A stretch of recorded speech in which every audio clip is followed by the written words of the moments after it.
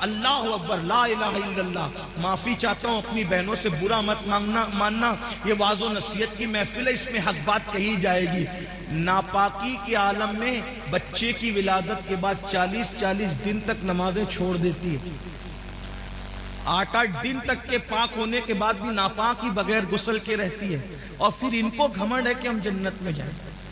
جس کے بستر پہ قرآن نازل ہوتا ہے، ایسی پاکیزہ جس کی تطہیر میں، جس کی پاکیزگی اور جس کی عظمت و عصمت کی شان بیان کرنے کے لیے اللہ نے سورہ نور کی آیتیں نازل فرمائی ہیں، جس کی طہارت اور پاکیزگی اللہ بیان کرے، وہ اللہ اکبر، خدا جس کی پاکیزگی کا اعلان کرے، وہ سیدہ عائشہ صدیقہ رضی اللہ تعالیٰ عنہ رات بھر روئیں مغفرت کی دعا کرتے ہوئے، اور جن کی زندگی میں کوئی نماز ہی نہیں، جنہیں یہ بھی نہیں پتا کہ ظہر اور جمعہ کے مسائل کیا ہیں عورت کے لیے، ان کو گھمنڈ ہے کہ ہم تو جنت میں جائیں گے۔ اللہ کرے تم جنت میں جاؤ، سب جاؤ، بے حساب جاؤ، تمہارے صدقے میں بھی جاؤں، لیکن بڑی معذرت کے ساتھ اتنی سستی نہیں ہے میرے بھائیوں جنت۔ اور میری بہنوں سیریل دیکھ کر کے وقت گزار رہے ہو، عورتیں باریک اور پتلے لباس پہن چکی ہیں، دوپٹے کو مفلر بنا چکی ہے، عورتوں کو نہیں پتا اللہ کے رسول علیہ السلام ان عورتوں کا عذاب یاد کر کر کے روتے تھے۔ ایک دن سیدہ فاطمہ الزہرا نے پوچھا، بابا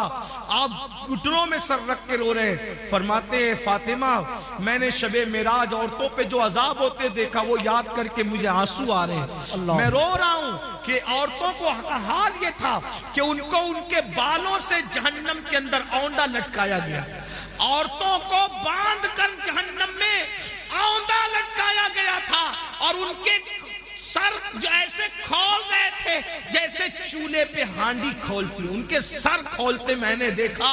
میں کیوں نہ روؤں فاطمہ، ان عورتوں کا عذاب مجھے رلا رہا ہے۔ میری بہنوں جہنم کا عذاب ہی کچھ کم نہ تھا کہ جہنم میں بالوں سے باندھ کے لٹکایا گیا، اور کھوپڑیاں کھول رہی تھی جیسے چولہے پہ ہانڈیاں کھولتی ہے۔ تو پوچھا سیدہ نے، بابا ان کی کھوپڑیاں کیوں کھول رہی تھی، ان کو سر کے بالوں سے کیوں باندھا گیا تھا؟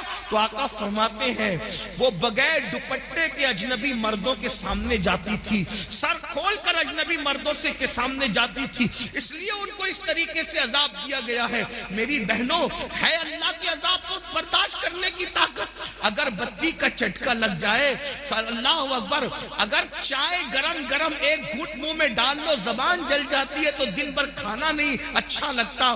میری بہنوں بتاؤ، سچے نبی کا فرمان، صادق و مصدوق کا فرمان، رحمت للعالمین کا فرمان، جس نے اپنی مرضی سے کبھی زبان کو جنبش ہی نہیں دی، اگر یوں ہی جہنم میں ڈالا جائے تو بھی کم نہیں ہے۔ وہ جہنم کی آگ جس میں پہاڑ پگھل جائیں گے، اس میں عورتوں کو اوندا لٹکایا جائے، بالوں سے ہانڈی کی طرح ان کا سر کھولنے لگے، کھوپڑیاں کھولنے لگے۔ وجہ کیا؟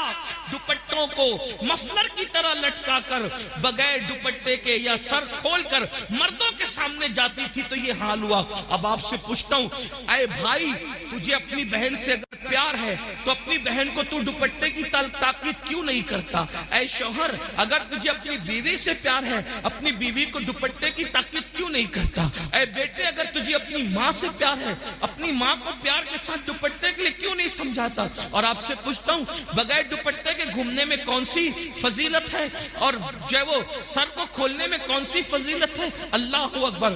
کل بھی اگر عزت ملی تھی تو سیدہ فاطمہ کے نقش قدم پر چلنے میں عورتوں کو ملی تھی، اور آج بھی ملے گی تو اسی میں ملے گی، اداکاراؤں کو آئیڈیل بنانے میں نہیں ملے گی۔ بہنوں سے کہتا ہوں، نہیں برداشت کر سکتی میری بہن، تم بھی اور ہم بھی کوئی برداشت نہیں کر سکتا۔ توبہ کرو، تقریر کی محفل، واز کی محفل کا مقصد انقلاب ہے، تبدیلی ہے، توبہ ہے۔ کسی مرد کے سامنے سر کھول کے مت جاؤ۔ چچا زاد بھائی ہے اس سے بھی پردہ کرو، مامو زاد بھائی ہے اس سے بھی پردہ کرو، پھوپھی زاد بھائی ہے اس سے بھی پردہ کرو۔ یہ جو دنیا کے آوارہ لوگ کہتے ہیں نا کہ پردہ کیا چیز ہے، پردہ کیا چیز ہے، ہم نے کہا کووڈ میں تو سب نے پردہ کیا، کیوں پردہ کرایا؟ تو کہا جراثیم کے ڈر سے۔ میں نے کہا جب جراثیم کے ڈر سے منہ پہ ماسک باندھ کر کے پردہ کیا جا سکتا ہے تو یہ عزت کے لٹیروں کے خوف سے اگر کوئی عزت دار عورت پردہ کرتی ہے تو اس میں حرج کیا ہے؟ لوگ بڑی ہمدردیاں جتاتے رہے، جھوٹی ہمدردیاں کہ عورتوں پر کیا گزرتی ہوگی جب وہ منہ پہ پردہ باندھ کر کے گھومتی ہوگی. تو ہم کہتے ہیں کووڈ نے تو تمہیں اوقات یاد دلا دی، تو تم پر کیا گزرتی تھی؟ سب مصیبت جھیلی کہ نہیں جھیلی جراثیم کے خوف سے؟ تو یہ جراثیم کم ہے، یہ صرف جان لیں گے لیکن یہ جراثیم تو آبرو لے لیں گے، یہ جراثیم تو آبرو لے لیں گے، یہ جراثیم تو ایمان لے لیں گے. اس لیے بہنوں سے کہتا ہوں کسی کے بہکاوے میں آنے کی ضرورت نہیں. واللہ مذہب اسلام جیسا مذہب زمین پہ کوئی ہے نہ ہو سکتا. جی بے شک بے شک. یہ کسی انسان کا بنایا نہیں، یہ اللہ کا عطا کیا ہوا ہے. اور پھر میں تو بارہ اپنی بہنوں سے کہہ چکا ہوں اگر کوئی پردے میں تمہیں دیکھ کے تانا دے تو اس کے تانے کی پرواہ مت کرنا، کیونکہ ہمارے نبی کی شہزادی کی شان یہ ہے کہ انہوں نے یوں پردہ کیا کہ ان کے سر کے دوپٹے کو کبھی چاند و سورج نے بھی نہیں دیکھا. میرے امام کہتے ہیں جس کا آنچل نہ دیکھا مہو مہر نے اس ردائے نزاہت پہ لاکھوں سلام. اور جاتے جاتے بہنوں کو اتنا ضرور، حالانکہ یہ بہنیں ایسی نہیں ہیں، ہندوستان کی عورتیں ایسی نہیں ہیں، لیکن جہاں تک آواز پہنچنی ہے اللہ میری آواز پہنچا دے.